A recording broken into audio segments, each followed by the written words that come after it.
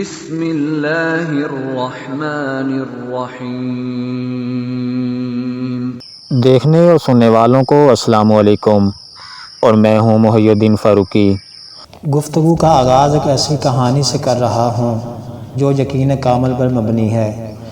ایک بستی میں کافی عرصے سے بارش نہیں ہو رہی تھی، فصلیں سوکھ کر تباہ ہو چکی تھیں، زمین آگ اگل رہی تھی، بستی کے سب لوگ پریشان تھے۔ اس بستی میں ایک نیک سیرت بزرگ بھی آباد تھا۔ بستی کے تمام لوگ بزرگ کی خدمت میں حاضر ہوئے اور بارش کے لیے دعا کی درخواست کی۔ بزرگ نے کہا، میرے دعا کرنے سے کیا ہوگا؟ لوگوں نے کہا، ہمیں یقین ہے آپ کی دعا ضرور قبول ہوگی۔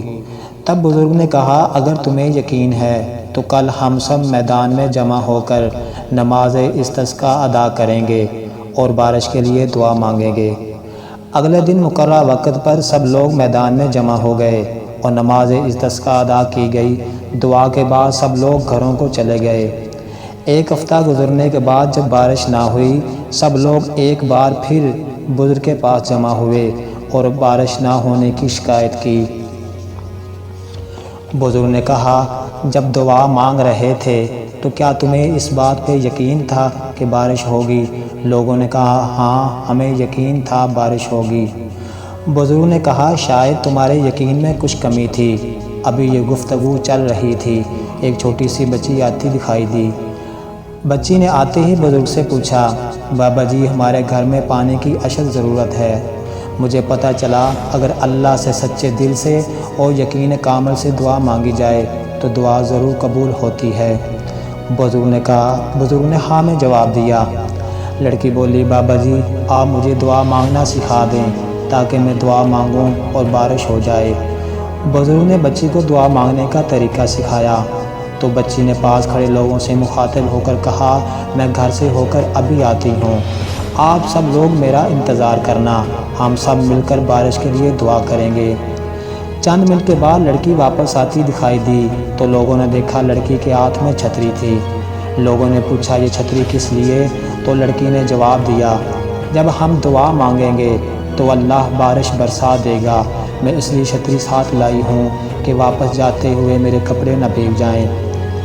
بزرگ نے مسکرا کر لوگوں کی طرف دیکھا اور کہا، اللہ سے مانگتے ہوئے اس بچی کی طرح یقین کامل ہونا چاہیے۔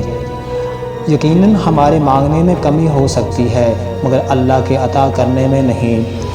اللہ سے یقین کامل کے ساتھ مانگی دعا کبھی رد نہیں ہوتی۔ اگر وہ دعائیں پوری کرنے میں دیر کر رہا ہو تو یاد رکھیے وہ دعائیں رد نہیں کرتا، اپنے پاس سنبھال لیتا ہے، پھر وہاں سے عطا کرتا ہے جہاں ہم نے گمان بھی نہیں کیا ہوتا۔ بس شرط یہ ہے آپ کا مقصد نیک ہو، خدا پر پختہ ایمان اور کامل یقین ہو۔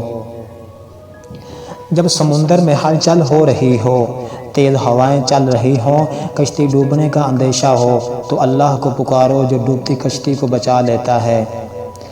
جب کبھی صحرا میں بھٹک جائیں، قافلہ دور نکل جائے اور اندھیرا چھا جائے تو اللہ کو پکارو جو اندھیرے کو اجالوں میں بدل دیتا ہے اور آپ کو مشکل سے نکال دیتا ہے۔ جب تدبیریں ناکام ہو جائیں، امیدیں ساتھ چھوڑ جائیں، سارے راستے بند ہو جائیں، رنج و الم سے دم گھٹنے لگے تو یقین کامل کے ساتھ اللہ کو پکارو جو خوف کو امن میں، غم کو خوشی میں بدل دیتا ہے اور ظلم کو عدل میں بدل دیتا ہے۔ یقین کامل وہ طاقت ہے جو ناممکن کو ممکن بنا دیتی ہے۔ ذرا تاریخ کے اوراق پلٹیے اور طارق بن زیاد کے وہ جملے یاد کیجئے جب طارق بن زیاد نے دشمن کی 1,00,000 فوج کے سامنے اپنے چند بہادر سپاہیوں کو کہا تھا، بہادروں میں نے کشتیاں جلا دی ہیں، آگے بھی موت ہے، پیچھے بھی موت ہے، پیچھے کی موت مرو گے تو فنا ہو جاؤ گے، آگے کی موت مرو گے تو بقا پا جاؤ گے۔ ہم یہاں کسی ذاتی غرض سے نہیں آئے، اللہ کے نام کی عظمت کے لیے نکلے ہیں۔ اللہ پر کامل یقین، پختہ ایمان کو زندہ کر کے لڑو گے تو کامیابیاں تمہارے قدموں پہ نچھاور ہو جائیں گی۔ پھر دنیا نے دیکھا دشمن شکست کھا کر بری طرح ناکام ہوا اور فتح طارق بن زیاد کے قدموں میں آ گری۔ یہ کشتیاں جلانے کا فیصلہ در حقیقت طارق بن زیاد کا اللہ پر کامل یقین تھا کہ اچھے کام میں اللہ کی مدد شامل حال ہوتی ہے۔ کبھی اسلام کی تاریخ پڑھیے اور بلال حبشی کا اپنے خدا پر یقین کامل دیکھیے۔ کبھی ان کے گلے میں رسی ڈال کر تپتی ریت پر گھسیٹا جاتا، کبھی سینے پر بھاری پتھر رکھ دیے جاتے تو کبھی جلتے انگاروں پر لٹا دیا جاتا۔ کفار کا مقصد ایک تھا کہ بلال حبشی اپنے پہلے دین پہ لوٹ آئے اور پتھر کے بنائے ہوئے بتوں کو پوجنے لگ جائے، مگر بلال کا اپنے مشن پر کامل یقین اور اپنے خدا پر پختہ ایمان تھا کہ آپ کی زبان سے ایک لفظ نکلتا، اللہ ایک ہے جو میری زندگی اور موت کا مالک ہے۔ پھر دنیا نے دیکھا کہ جس بلال کے سینے پر کفار بھاری پتھر رکھتے تھے، بلال کے قدم اس پتھر پر پہنچ گئے جہاں تمام مکے والے بوسہ دیتے تھے۔ جب اللہ پر کامل یقین ہوتا ہے تو پیچھے فرعون کا لشکر ہوتا ہے، سامنے دریائے نیل دو حصوں میں تقسیم ہو جاتا ہے، ابراہیم کو آگ میں ڈالا جاتا ہے، اللہ پر کامل یقین اس آگ کو گلزار میں بدل دیتا ہے۔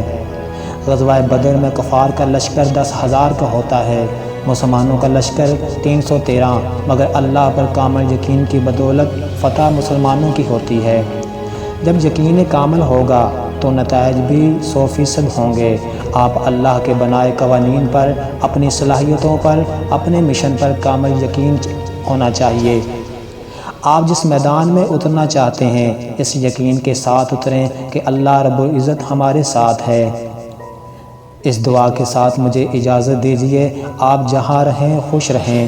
اللہ Subscribe to my channel and also press this bell icon.